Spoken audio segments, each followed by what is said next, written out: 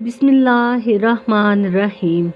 अस्सलाम वालेकुम व्यूअर्स, कैसे हैं आप? उम्मीद करती हूँ खैरियत से होंगे। आज जिस टॉपिक के बारे में हम बात करेंगे वो है ईमान मजबूत होगा। नारे तो हम लोग इतने मारते हैं, लेकिन जब दरूद पढ़ने की बारी आती है तो हम दरूद नहीं पढ़ते। अब नारा मोहब्बत की दलील है या दरूद मोहब्बत की दलील है। अगर नारा बिलफर्ज हम नहीं भी मारते तो क्या हम मुसलमान नहीं हैं? क्या हम सुन्नी नहीं हैं? नारे मार मार के हम लोग अपने गले बिठा लेते हैं, लेकिन जब दरूद पढ़ने की बारी आती है तो हम पढ़ते ही नहीं। कुरान भी तो दरूद के लिए आया है। बुजुर्गों ने अपने अपने रंग में दरूद का मफहूम बयान किया है, लेकिन आजकल महफिलों में इतनी बेबुनियाद बातें करते हैं कि जिन्होंने हाथ उठाकर नारा नहीं मारा तो उसे माज़अल्लाह फालिज हो जाएगा या कोई बीमारी हो जाएगी। अजीब सी बातें हैं ना।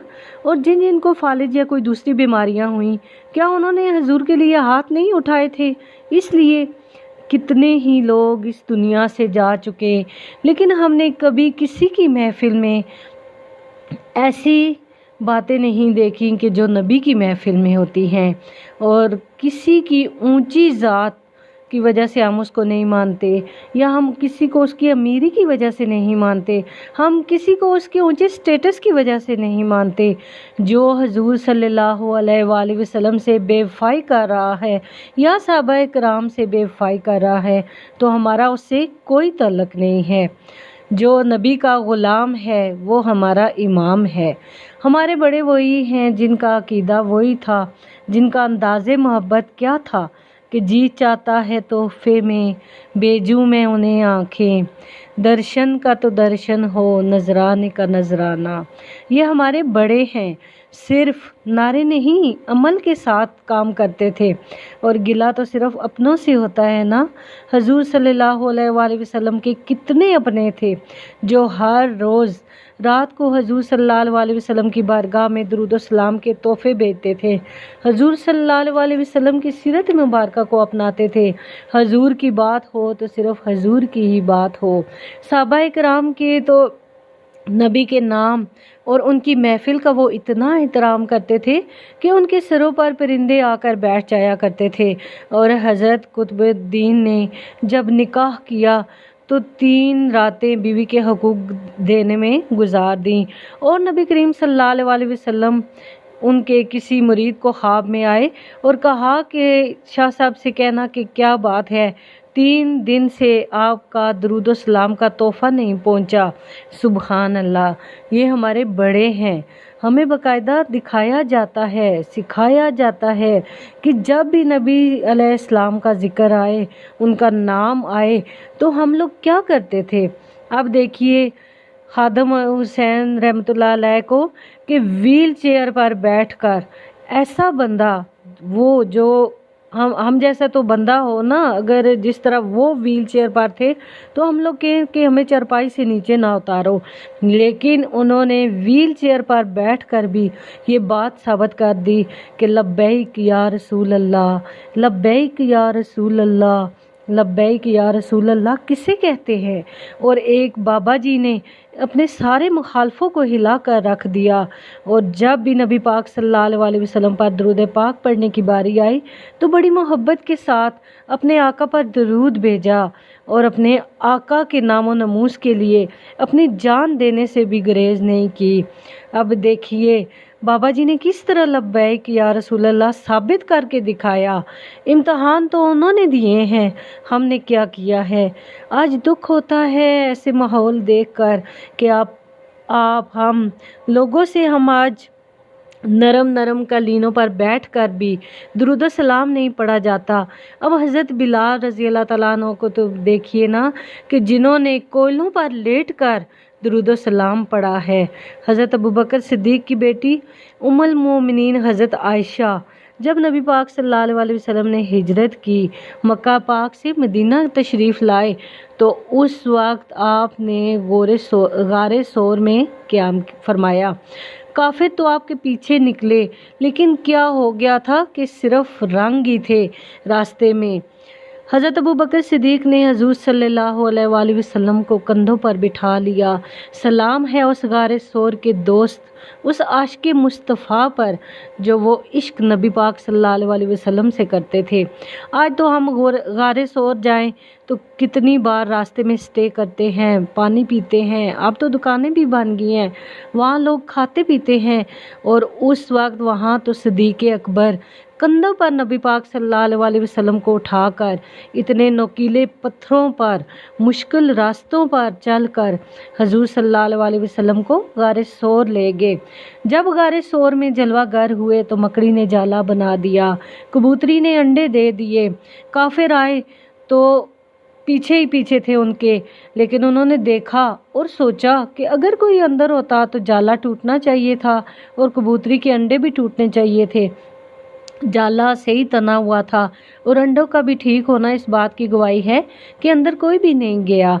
वो वापस पलट आए और जितने दिन उन्होंने गारे सोर में क़याम किया, हज़रत अबू बकर सिद्दीक़ की दूसरी बेटी हज़रत अस्मा, उनकी उम्र भी कम थी, वो खाना देने जाया करती थी। अब ज़ाहिर है कफ़ार तलाश में तो थे ही, तलाश करते कहाँ से, किसी ने मुखबरी कर दी। अबू जहल ने कहा कि मैंने रात के अंधेरे में अस्मा को खाना लेकर जाते हुए देखा है। अगर तुम लोग अस्मा से गुलवा लो तो तुम्हें पता चल जाएगा हजूर सल्लल्लाहु अलैहि वसल्लम और हज़रत अबू बकर कहाँ हैं। अबू जहल हज़रत अबू बकर सिद्दीक़ के घर आए और आकर उन्होंने दरवाज़ा खटखटाया। अल्लाह की करनी के दरवाज़ा भी हज़रत अस्मा ने खोला तो रोब डालकर अबू जहल पूछता है, बताओ अस्मा, कहाँ हैं तेरे वालिद और हज़रत अबू बकर सिद्दीक़ रज़ी अल्लाह तआला अन्हु और उनके साथ नबी करीम सल्लल्लाहु अलैहि वसल्लम। हज़रत अस्मा बच्ची थी ना, लेकिन हिकमत अमली से काम लिया। आप आगे से कहती हैं मुझे नहीं पता, और उसने फिर दूसरी बार जब पूछा तो उसने इतने ज़ोर से पूछा कि हज़रत अस्मा के मुंह पर थप्पड़ मारा और उनकी बाली टूटकर आपके रुखसार मुबारक पर पेवस्त हो गई और खून का फव्वारा छूट गया। तो आप फरमाने लगी, अबू जहल मुझे पता है वो कहाँ है, अब ज़रा दूसरी बात पूछ कर बताओ, तो अगर हिम्मत है तो पूछ कर मुझसे बताओ। अबू जहल रो पड़ा। उसने कहा कि ये कल की लड़की मुझे कहती है कि मुझे पता है, अब मुझसे तुम पूछ के बताओ। कहते हैं बाद में कुछ लोग आए और उन्होंने इस बात को रफा दफा किया। हमने उस रब के आगे जवाबदेह होना है जिसे कुछ कहना नहीं पड़ता, वो तो दिलों के भेद जानता है। हम अपना रोज़ ही अगर मुहासबा कर लें तो हमें पता चल जाएगा कि हजूर के कितने बड़े आशिक हैं हम कितनी बार दिन में आका सल्लल्लाहु अलैहि वसल्लम पर दरूद भेजते हैं, कितना याद किया अल्लाह को हमने, कितनी दफ़ा कुरान पढ़ा हमने। और कुरान पढ़ते हैं हम हर रोज़, क्या कुरान पाक की बाकायदगी से तिलावत करते हैं। और अगर कुरान को पढ़ना छोड़ दिया हमने तो हर रोज़ उसे सिर्फ कितनी देर देखते हैं। अगर हम इस तरह अपना मुहासबा करें तो हमें अपने आशिक़ रसूल होने का पता चल जाएगा। हज़रत हारिस मुहासबी एक बुज़ुर्ग है और एक दिन उनकी ज़ियारत के लिए कोई साहबी गए तो उन्होंने देखा कि वो पानी में आटा घोल के खा रहे हैं। तो हम तो सूखी रोटी भी नहीं खा सकते ना, कहते हैं चाय साथ दे दें, सूखी रोटी तो आगे नहीं जाएगी। हमें तो अपने नफ्स के लिए बहुत कुछ आता है, लेकिन वो बुज़ुर्ग आटा घोल के खा रहे हैं। और उन साहबी ने समझा कि इनके घर आटा गूंदने का बर्तन नहीं, देखा तो बर्तन उनके घर में सारे मौजूद थे। और उन साहबी ने समझा कि शायद इनके घर में तंदूर नहीं, देखा तो तंदूर भी कोने में पड़ा हुआ था कि वो पेड़े बनाकर उस पर रोटियां लगा लेते। फिर समझा कि शायद रोटी पकाने के लिए इनके घर लकड़ियां नहीं, तो देखा तो लकड़ियां भी कोने में पड़ी हुई थी। जब बुजुर्ग से पूछा तो वो कहने लगे, जितनी देर आटा गूंदूंगा, जितनी देर पेड़े बनाऊंगा, जितनी देर रोटी बनाऊंगा और फिर उस रोटी को खाऊंगा, चबाऊंगा, जो इस पे टाइम लगेगा तो वही टाइम, और जितनी देर फिर तंदूर गरम होगा और फिर मैं रोटी बनाऊंगा तो इस पे जो टाइम लगेगा, फिर खाऊंगा, उसे चबाऊंगा, तो वही میں اتنی دیر اپنے رب کو یاد کر لوں گا اور اپنے آقا صلی اللہ علیہ وسلم پر درود پاک بھیج لوں گا۔ سبحان اللہ۔ اور دیکھیے آج ہم نے اپنے نفس کو کس طرح ان چیزوں کا، ان سہولتوں کا عادی کیا ہوا ہے۔